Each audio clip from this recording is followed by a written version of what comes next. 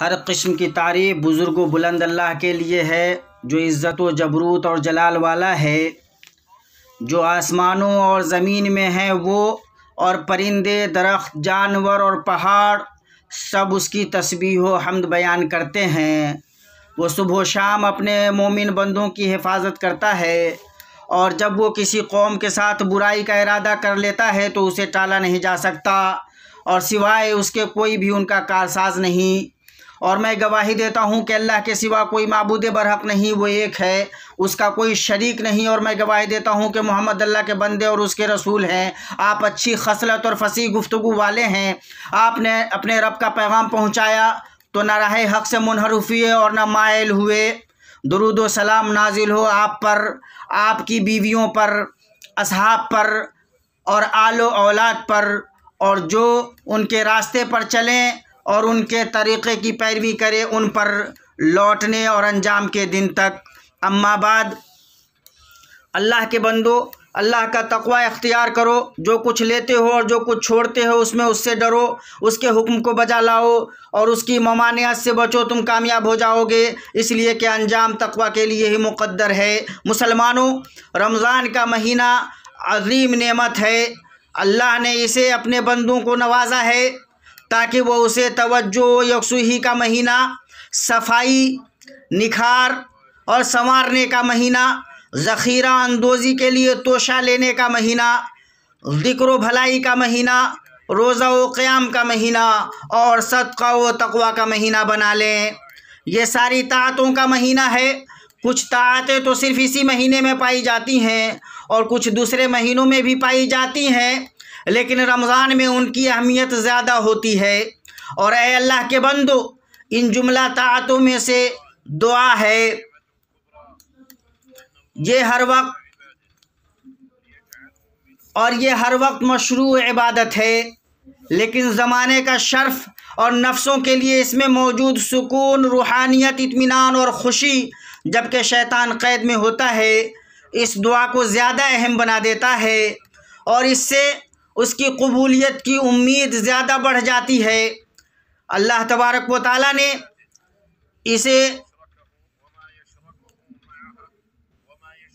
روزہ کی آیتوں کے ساتھ بیان کیا ہے، اور اللہ تبارک و تعالیٰ نے فرمایا کہ جبکہ وہ سب سے زیادہ سچ بولنے والا ہے۔ اللہ تبارک و تعالیٰ کا فرمان ہے، جب میرے بندے میرے بارے میں آپ سے سوال کریں تو آپ کہہ دیں کہ میں بہت ہی قریب ہوں ہر پکارنے والے کی پکار کو، جب کبھی وہ مجھے پکارے قبول کرتا ہوں۔ اس لیے لوگوں کو بھی چاہیے کہ وہ میری بات مان لیا کریں اور مجھ پر ایمان رکھے، یہی ان کی بھلائی کا باعث ہے۔ یہ دعا ہے، اور تمہیں کیا خبر کہ دعا کیا ہے؟ یہ اللہ کے لیے بندے کی عاجزی و تواضع کے ساتھ بندے کی اللہ سے محبت کی انتہا ہے۔ یہ اللہ اور بندے کے بیچ سرگوشی ہے۔ یہ وہ وسیلہ ہے جس سے بندہ فائدے کے حصول اور نقصان کو دور کرنے کے لیے اپنے آقا کی پناہ لیتا ہے۔ یہ حد درجہ محتاج کی حد درجہ بے نیاز سے فریاد ہے۔ یہ ضعیف کی قوی سے، درماندہ کی صاحب شوکت سے، اور بے کس کی قدرت والے سے امید ہے۔ یہ بندے کی اپنے رب سے عنایت کی طلب ہے، اس سے مدد کی طلب ہے، اس کی جناب میں اپنی محتاجی کا اظہار ہے۔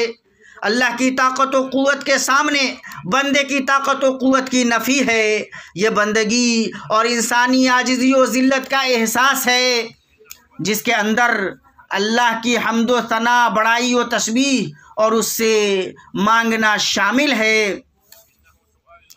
اللہ نے سچ کہا، اور اللہ سے زیادہ سچا کون ہو سکتا ہے؟ اور تمہارے رب کا فرمان سرزد ہو چکا ہے کہ مجھ سے دعا کرو، میں تمہاری دعاؤں کو قبول کروں گا۔ یقین مانو کہ جو لوگ میری عبادت سے خودسری کرتے ہیں وہ ابھی ابھی ذلیل ہو کر جہنم میں پہنچ جائیں گے۔ یہ آیت دعائے عبادت اور دعائے سوال دونوں پر مشتمل ہے۔ جہاں تک دعائے عبادت کی بات ہے تو وہ ہر عبادت ہے جس کا حکم اللہ نے وجوب یا استحباب کے صیغے سے دیا ہے، تو جب مسلمان بندے نے اسے ادا کیا تو گویا اس نے اللہ جل و شانہ کی جناب میں اس کا وسیلہ لیا کہ وہ اس پر اسے بدلہ سے نوازے، اس پر اپنی نعمت کا انعام کرے، اپنے عذاب سے اسے بچائے اور اس کے ذریعے اس کے دین و دنیا کے معاملات درست کر دے۔ اور جہاں تک دعائے سوال کا تعلق ہے تو یہ اللہ سے دنیاوی و اخروی ضرورتوں کی تکمیل کی صریح طلب ہے۔ اور دونوں دعائیں یعنی دعائیں عبادت اور دعائیں سوال اللہ کا خالص حق ہے۔ جب وہ کسی سے کی جائے گی اللہ کے ساتھ شرک ہو جائے گا۔ اللہ تبارک و تعالیٰ کا فرمان ہے، اور اس سے بڑھ کر گمراہ اور کون ہوگا جو اللہ کے سوا ایسوں کو پکارتا ہے جو قیامت تک اس کی دعا کو قبول نہ کر سکیں بلکہ ان کے پکارنے سے محض بے خبر ہوں۔ سنو، دعا جیسی کسی چیز سے آسمان کے دروازوں کو نہیں کھٹکھٹایا گیا کہ اسی سے اللہ جل شانہ سے رشتہ مضبوط ہوتا ہے، اس کے آگے گرا جاتا ہے۔ دل میں موجود فکر، غم، خوف، امید اور رغبت و ہیبت کے ساتھ اس سے سرگوشی ہوتی ہے۔ یہ صرف اسی کی بندگی کا اعتراف ہے، اور یہ کہ وہی چھینتا اور دیتا ہے، عافیت سے نوازتا ہے اور مبتلا کرتا ہے، لغزشوں سے درگزر کرتا ہے اور گناہوں کو معاف کرتا ہے۔ متفق علیہ حدیث میں ہے، اللہ کے نبی صلی اللہ علیہ وسلم نے اپنے رب کی طرف سے بیان کرتے ہوئے فرمایا، ایک بندے نے ایک گناہ کیا اور کہا، اے میرے رب میرا گناہ معاف کر دے۔ اللہ تبارک و تعالیٰ نے کہا، میرے بندے نے ایک گناہ کیا اور اسے معلوم ہے کہ اس کا ایک رب ہے جو گناہوں کو معاف کرتا ہے اور گناہوں پر سزا دیتا ہے۔ پھر اس نے دوبارہ گناہ کیا اور کہا، اے میرے رب میرا گناہ معاف کر دے۔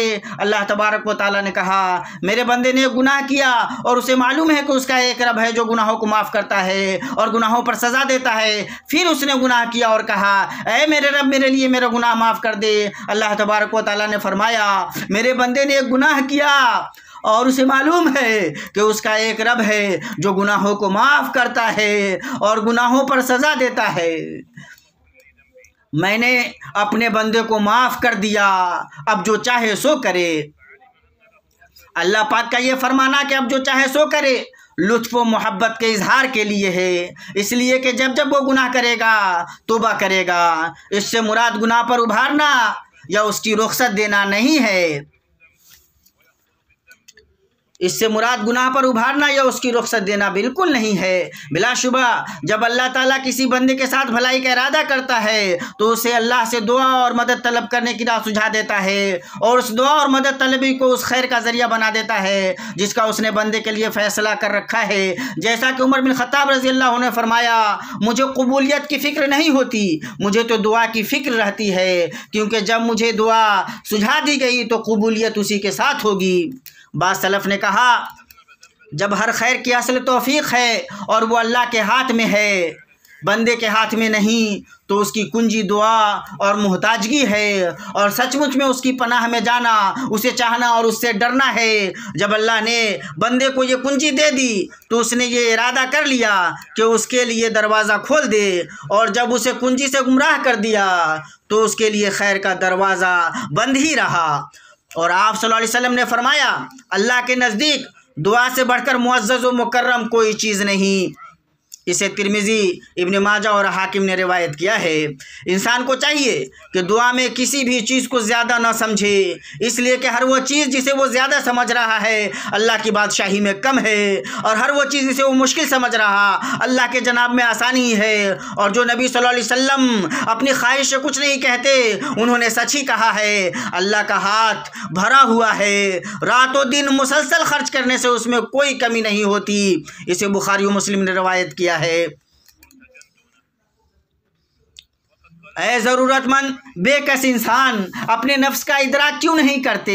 کیا تم جو اپنا دروازہ بند نہیں کرتا اس کو چھوڑ کر اس سے مانگ رہے ہو جو اپنا دروازہ کھولتا نہیں؟ کیا تم اپنی ضرورت لوگوں سے مانگ رہے ہو، ان سے اپنی پریشانی کا شکوہ کر رہے ہو اور ان کے سامنے اپنے غم رکھ رہے ہو، اور اللہ جل جلالہ ہر شب جب رات کی آخری تہائی رہ جاتی ہے اپنی جلالت شان کے ساتھ، جب اپنی جلالت شان کے مطابق آسمان دنیا پر اترتا ہے اور کہتا ہے، کون مجھے پکارتا ہے کہ میں اس کی پکار سن لوں، کون مجھ سے مانگتا ہے کہ میں اسے دے دوں، کون مجھ سے مغفرت طلب کرتا ہے کہ میں اسے معاف کر دوں۔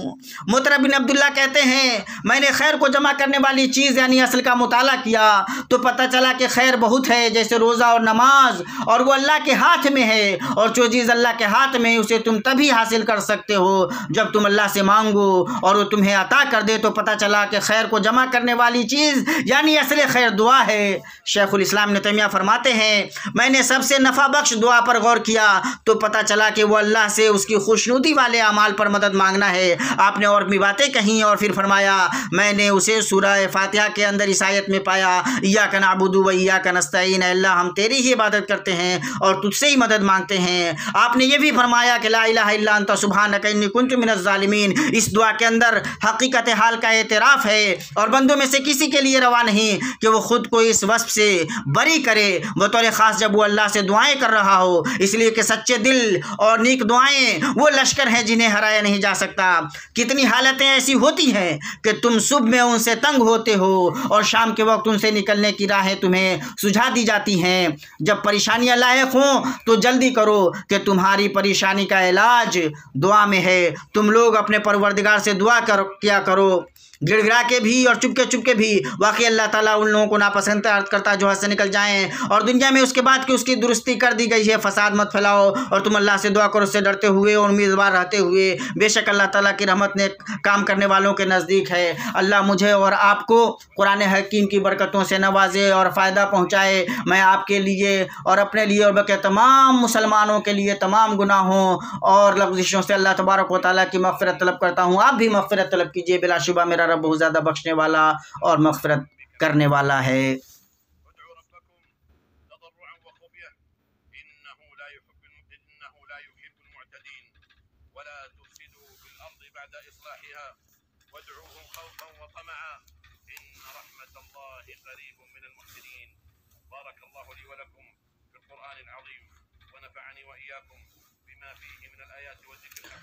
हर किस्म की तारीफ़ सिर्फ़ एक अल्लाह के लिए है और दुरूद व सलाम नाजिल हो उस पर जिसके बाद कोई नबी नहीं और इसके बाद अल्लाह मुझ पर तुम पर रहम करे।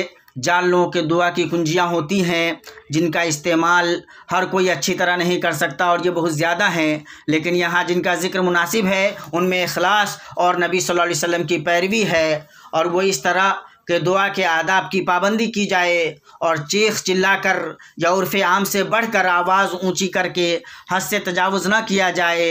अल्लाह के इस फरमान पर अमल करते हुए तुम लोग अपने परवरदिगार से दुआ क्या करो, गिड़गिड़ा के भी और चुपके भी। वाकई अल्लाह ताला उन लोगों को नापसंद करता है जो हद से निकल जाएं। और उस सही हदीस पर अमल करते हुए कि नबी सल्लल्लाहु अलैहि वसल्लम ने जब सहाबा किराम को ज़िक्र में आवाज़ बुलंद करते सुना तो फरमाया, ऐ लोगो अपने नफ्सों पर नरमी करो, तुम न तो बहरे को पुकार रहे हो न गायब को, तुम तो सुनने वाले देखने वाले और नहायत करीब को पुकार रहे हो। बिलाशुबा तुम जिसे पुकार रहे हो वो तुमसे तुम्हारी सवारी की गर्दन से ज़्यादा करीब है। और अल्लाह ने ज़करिया अलैहिस्सलाम के बारे में फरमाया कि जब उसने अपने रब से चुपके दुआ की थी। इब्न तैमिया फरमाते हैं चुपके दुआ करना अदब व ताज़ीम के एतबार से ज़्यादा अजीम है, इसलिए कि बादशाहों के पास आवाज़ बुलंद नहीं की जाती और जो उनके नज़दीक आवाज़ बुलंद करता है वो उसे नापसंद करते हैं और अल्लाह के लिए तो आला तरीन मिसाल है।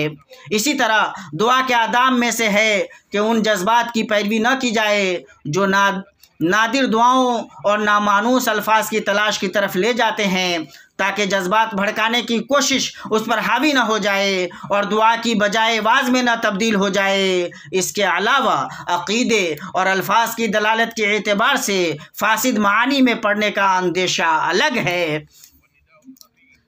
इसी तरह दुआ के आदाब में से यह है कि अइम्मा हज़रात बतौर ख़ास उन आम मसाजिद में जिनका क़सद नमाजी करते हैं वो दुआएं मुंतखब करें जो जामे ज़्यादा नफ़ा बख्श हों, जिनमें मुसलमानों की दुनिया व आखिरत की आम मसलहत हो और पुरतकल्लुफ़ मुसज्जा दुआ से बचें और नगमा संजी से बचें।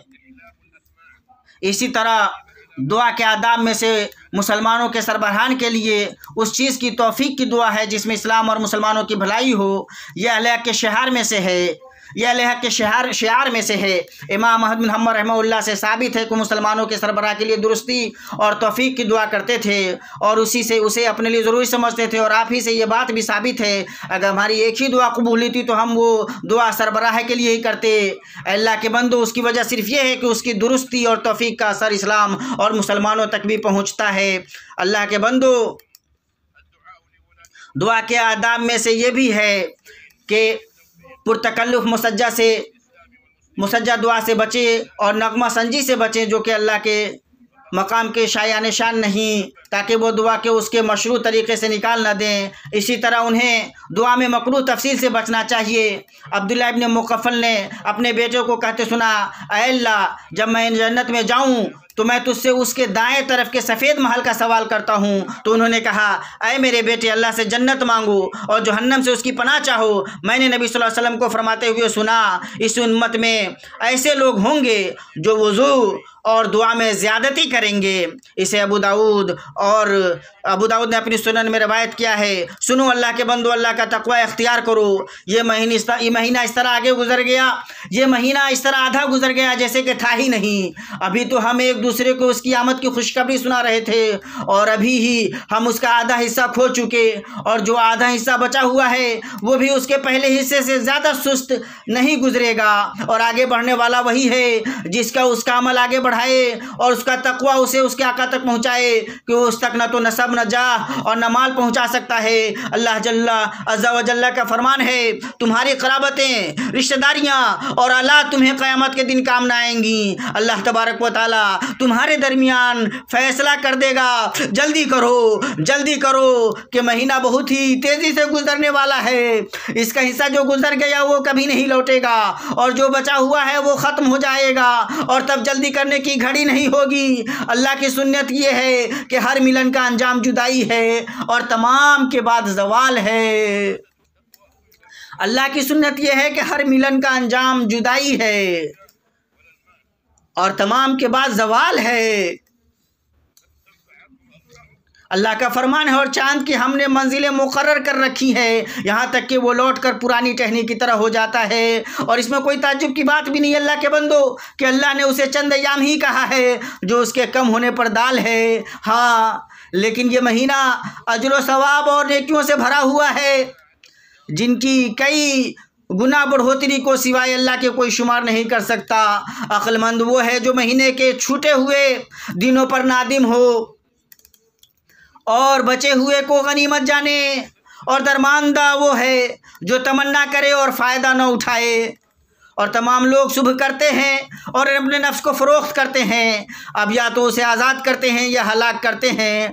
और कामयाबी तो इनामात के दिन होगी और कटाई के दिन हिस्सा मिलेगा, और अमाल का एतबार अंजाम की बुनियाद पर है। और दुरूद व सलाम नाजिल हो खैरुल बरिया पे,